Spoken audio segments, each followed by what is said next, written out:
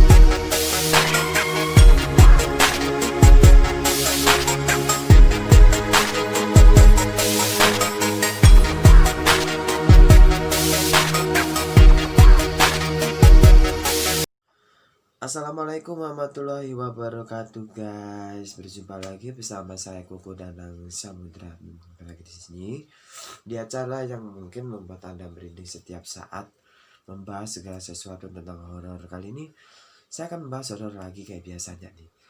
Tapi kali ini hororpedia khusus buat Anda semuanya. Ini adalah versi saya sendiri, dan ini adalah cara bagaimana untuk menjauhkan kita dari beberapa makhluk halus yang saya rangkum di sini. 7 makhluk halus dengan kelemahan mereka masing-masing dan tempat persembunyiannya juga saya akan bongkarkan buat kalian semua. Tapi jangan lupa untuk kalian yang belum like, silahkan like. Dan untuk kalian juga jangan lupa untuk yang belum subscribe, silahkan subscribe dan tekan tanda lonceng di sampingnya supaya guna untuk mendapatkan notifikasinya. Oke, kali ini kita akan mulai tentang tutorial hororpedia. 7 tutorial hororpedia. Ciao. Oke pemirsa, Kali ini balik lagi di ekspedisi Benang Merah spesial Hororpedia. Oke, kali ini saya akan bahas beberapa makhluk halus dengan cara mereka. Pertama, saya akan membahas sosok dari yang saya pernah gambar dulu, yaitu sosok ini, sosok kuntilanak. Perlu kita ketahui bahwa kuntilanak ini itu kuntilanak itu dia adalah salah satu makhluk halus yang suka tinggal di sekitar rumah kita. Terkadang kita tidak pernah menyadari bahwa ini kuntilanak yang selalu penampakan dan selalu hadir gitu. Kenapa kuntilanak bisa nampak? Nah, karena kuntilanak ini sebenarnya mempunyai energi yang cukup luar biasa, tapi tidak begitu tinggi. Cuma dia memang menangkap frekuensi dari ketakutan kita. Makanya kenapa dia bisa menampakkan diri, karena kita takut. Nah, jadi yang diserap dari dia adalah ketakutan kita. Makanya kadang kita nampak lalu dia kadang kita jalan lalu dia menampakkan wujudnya. Kadang dia juga berada di suatu tempat. Dia bisa saja menggunakan sebuah medium untuk berada di tempat atau di rumah-rumah kosong. Itu yang pertama, rumah kosong. Kedua, kuntilanak ini suka berada di atas pohon. Di atas pohon. Ngapain? Itu tempat nongkrongnya. Biasanya pohon-pohon yang dipakai nongkrong si kuntilanak ini, itu pohonnya adalah pohon beringin. Satu, pohon beringin. Kedua, pohon nangka, itu kesukaannya. Dan ketiga adalah pohon asam. Jadi kalau kalian menemukan 3 pohon tersebut, berarti ada dia di sini. Ada dia yang saya sebutin tadi. Auranya sangat panas. Terkadang dia juga bisa sedih, dia kadang juga bisa marah. Tergantung dari frekuensinya, tergantung dari dia menangkap sesuatu di masa lalu seperti apa. Kadang ada yang berbeda-beda. Ada yang juga yang menangkap sesuatu yang kita nggak pernah tahu. Dia tuh ada yang sedih, yang ingin menceritakan sesuatu di zaman dulu banget, sesuatu yang menyedihkan. Ada juga sesuatu yang membuat dia juga sengsara. Ada yang juga dia ini memang senang di tempat itu. Ada juga mereka kuntilanak yang juga dipakai untuk sesugihan. Itu juga ada yang dipakai untuk pesugihan. Jadi untuk kalian, bagaimana sih cara menghilangkan kuntilanak, cara mengusir kuntilanak gimana? Nah, supaya kita nggak diganggu kuntilanak, caranya adalah jangan pernah pikiran kita kosong. Itu yang pertama. Yang kedua adalah jaga kebersihan rumah. Jadi kalau misalnya ada rumah kita yang kotor, mau dibersihkan. Itu karena itu kesukaannya kuntilanak, bersembunyi di satu rumah yang kotor. Itu adalah kesukaan kuntilanak ya. Jadi terus itu yang ketiga adalah cara mengusir kuntilanak yang paling ampuh adalah menggunakan bahan alami. Biasanya menggunakan bahan alami seperti dia sangat takut dengan yang namanya, nah ini dia, ini perlu Anda ketahui. Jadi kan dia baunya anjir, dia takut sama bau wangi-wangian. Jadi kalau kalian seperti kalian menaruh parfum, dia juga tidak suka parfum. Dia sangat anti dengan parfum. Lalu daun kelor, dia sangat anti dengan daun kelor karena dipercaya daun kelor itu bagi dia itu adalah salah satu senjata ampuh untuk mengusir kuntilanak. Ketiga adalah garam. Itu. Dan banyak dan lain-lain, banyak lagi obat-obat yang digunakan. Tapi kembali kita kepada Tuhan, mau dia hilang atau tidak. Kalau Allah mengizinkan, pasti dia akan menghilang. Tapi kita harus banyak-banyak berdoa. Tentunya tadi menjaga kebersihan. Satu, menjaga kebersihan. Kedua, jangan sampai melamun. Ketiga juga jangan pernah membuang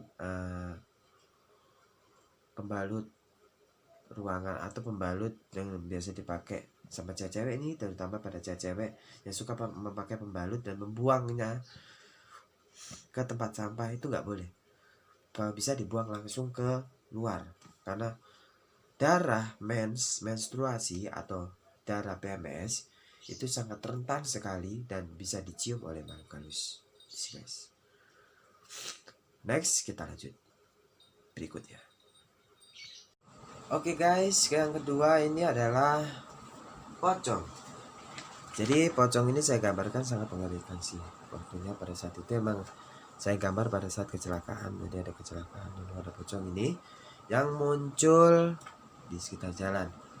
Jadi nggak asing lagi kan, pocong ini di mana-mana juga dibuat prank, di jalan-jalan juga dibuat prank. Sebenarnya pocong ini gampang sekali dia tertarik kepada orang. Jadi misalnya kalau misalnya ada orang yang ngeprank pocong, nah si pocong yang aslinya bahkan muncul. Kenapa? Nah karena dia menganggap itu seperti temannya sendiri. Jadi untuk kalian yang mau ngeprank, hati-hati ya, apalagi pada saat malam. Kalau bisa, kalau ngeprank pagi-pagi aja deh, gak usah malam-malam, karena itu berbahaya juga, bisa ngundang juga yang lainnya masuk ke tempat kalian. Itu untuk pocong ya.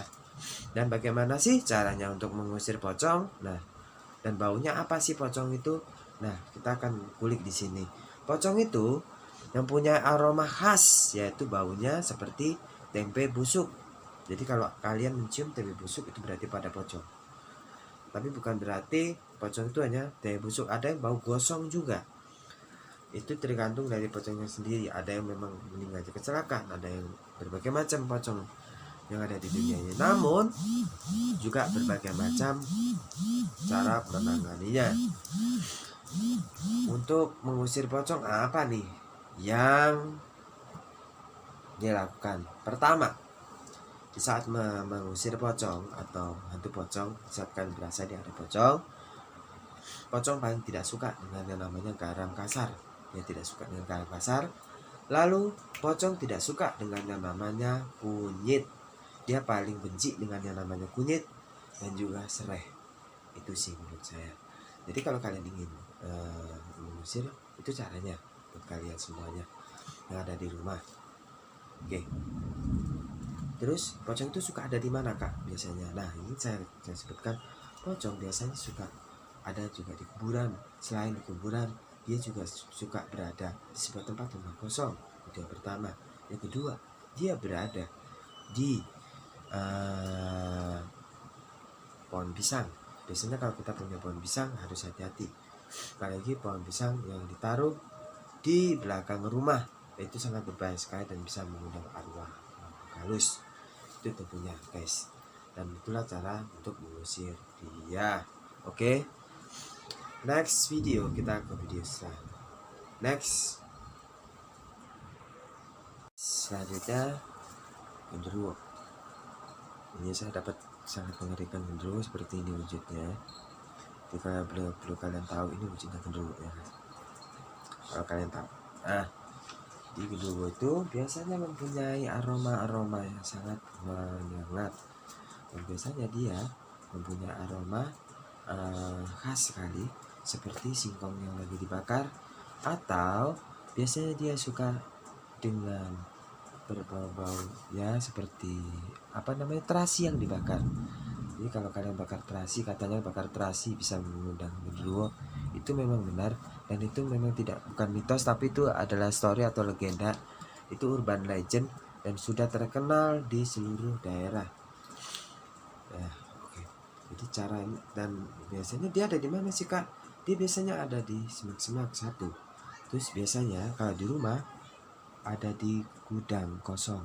Lalu dia ada juga di tempat, di pohon juga ada, di bangunan-bangunan kosong seperti rumah kosong atau rumah yang ditinggalkan 40 hari, itu akan mengundang genderuwo.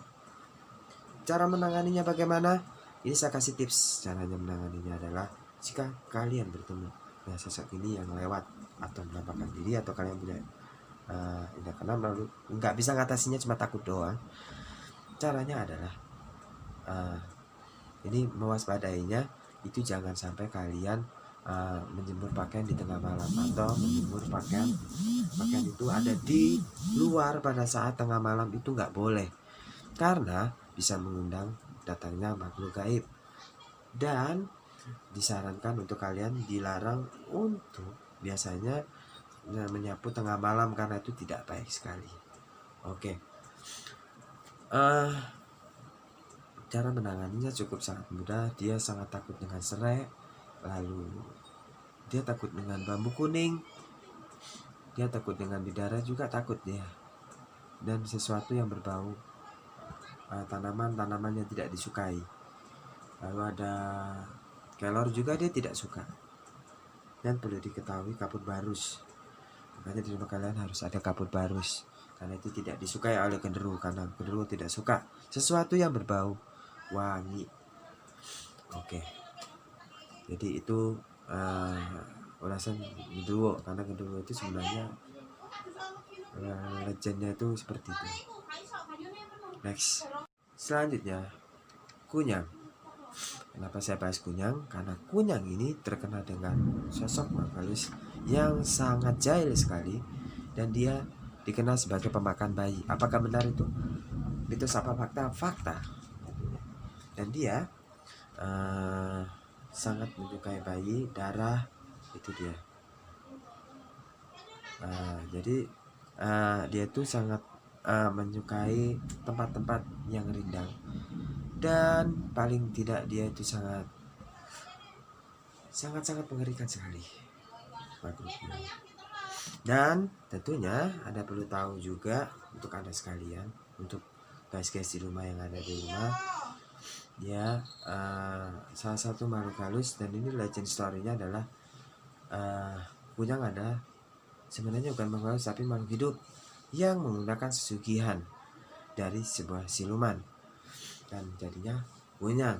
Dan biasanya dia melepaskan diri melalui kepala sampai hanya jeroan saja. Cara menanganinya bagaimana? Dia sangat takut dengan cuka.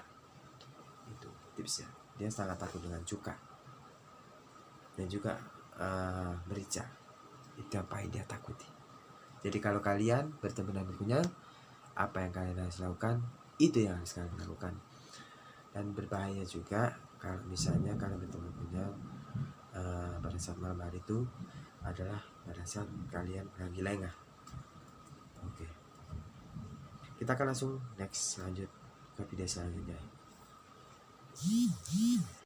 Wewe Gombel ini. Jadi Wewe Gombel dikenal sebagai sosok yang mengerikan, karena Wewe Gombel sendiri adalah penculik anak, bisa dibilang begitu ya.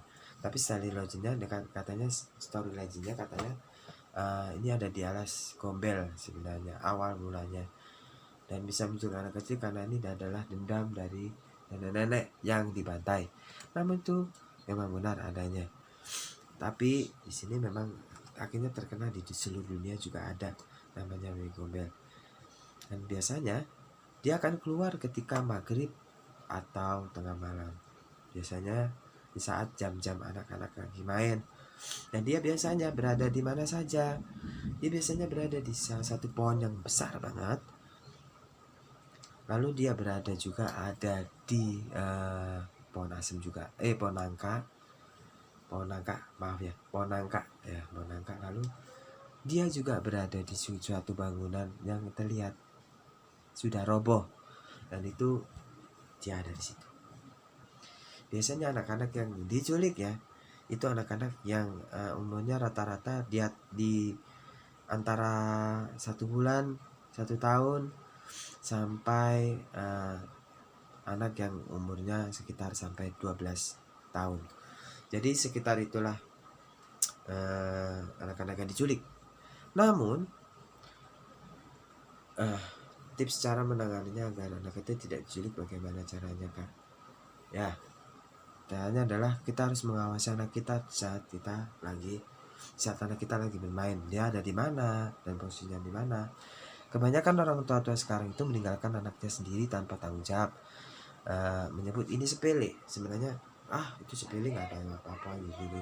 Padahal itu sangat terjadi, dan itu terjadi, sangat terjadi di Indonesia. Oke. Next, cara untuk menanganinya adalah jangan keluar di saat malam hari. Jangan keluar di saat maghrib. Oke. Dan itu adalah hal yang tidak dia sukai. Jadi yang dia tidak sukai adalah sebenarnya suara-suara dari kentongan atau panci-panci yang dipukul. Oke guys, itu saja. Terima kasih sudah menyaksikan video saya kali ini. Jangan lupa saksikan video saya nanti yang akan hadir tanggal pokoknya tanggal 29 atau tanggal 30. Nanti akan ada formasi dari ekspedisi Infla Merah wujud lagi, yaitu berganti menjadi Infla Merah Reborn, dan tentunya dengan formasi yang berbeda, dan tentunya dengan episode yang berjudul Suryana. Dan itu akan kita akan melakukan video streaming untuk kalian semuanya. Jadi itu akan per episode nanti akan ada buat kalian, dan juga itu nanti akan diterbitkan di novel juga, bestseller kisah nyata yang sangat luar biasa, drama dan juga horor. Oke guys, terima kasih juga sudah menyaksikan saya. Saksikan terus ekspedisi Infla Merah wujud lagi di kesempatan berikutnya. Next time kita akan buat video berikutnya, karena saya udah lama nggak bikin video. Tentunya kita akan bikin konten-konten yang cukup lebih seram daripada sebelumnya. Untuk itu saya Koko Danang Samudra mengucapkan banyak-banyak terima kasih sudah like, comment, subscribe-nya. Jangan lupa untuk kalian yang belum like, silahkan like. Yang belum subscribe, silahkan subscribe. Tekan tanda lonceng di sampingnya, ya. Dan itu untuk tanda notifikasinya. Oke guys, terima kasih sudah menyaksikan video saya. Kita akan balik lagi di next time berikutnya, di episode berikutnya. Tetap di ekspedisi Infla Merah wujud lagi. Salam wujud. Ciao.